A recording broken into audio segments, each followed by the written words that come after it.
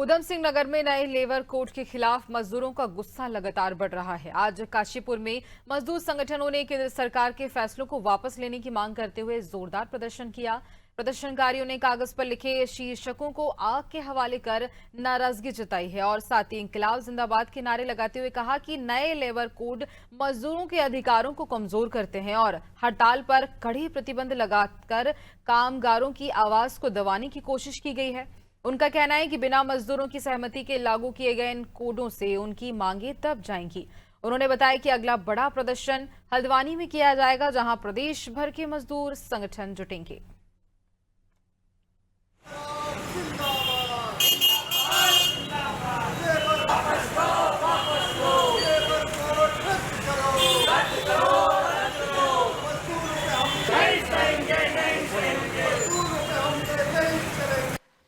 Labour code रद्द करने की मांग को लेकर आज हमने प्रदर्शन किया है।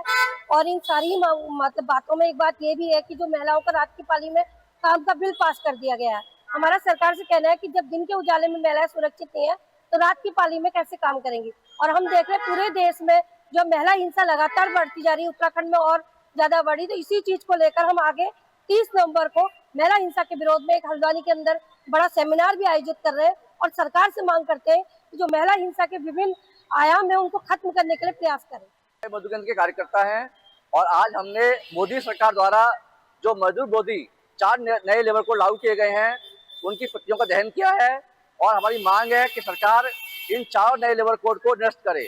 इन 4 लेबर कोड के जरिए देश के जो मजदूर वर्ग है उस पर हमला बोला गया है। महिलाओं से रात की पाली में काम करने वाला कानून पास कर दिया गया है। जो मजदूर हैं उनके हड़ताल करने के अधिकार पर रोक लगा दी गई है। ट्रेड यूनियन बनाने के अधिकार पर रोक लगा दी गई है और मजदूरों को 150 साल पहले गुलामी की स्थिति में धकेल दिया गया है। उनके काम के घंटे 8 से बढ़ा के 12 कर दिए गए हैं।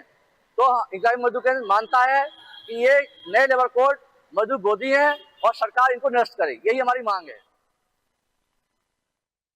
इसी खबर पर ज्यादा जानकारी लेंगे। सहयोगी अजहर मलिक हमारे साथ फोन लाइन पे जुड़े हैं। अजहर, देखिए, इस पूरे मामले को लेकर जिस तरह से मजदूर संगठन की ओर से बड़े स्तर पर प्रदर्शन किया जा रहा है, क्या कुछ इनकी मांग है?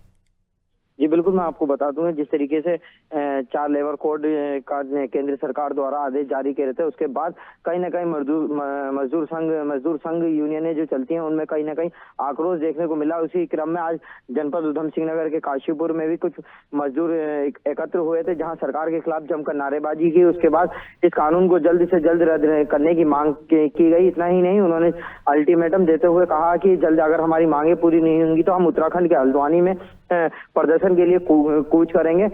साथ ही उनका सीधा सा कहना है कि देश के अंदर दिन में महिलाएं सुरक्षित नहीं है, अब महिलाएं कैसे सुरक्षित होंगी। इतना ही नहीं, जिस तरीके से प्रदर्शन अपनी बात दर्ज करने के लिए रोक लगा दी गई है, प्रदर्शन को लेकर रोक लगा दी गई, उसको लेकर भी कहीं ना कहीं उनके बीच में काफी आक्रोश देखने को मिला कि एक ही मुद्दा था, एक ही तरीका था, एक ही रास्ता था हमारी बात रखने का, उस पर भी विराम लगा दिया गया।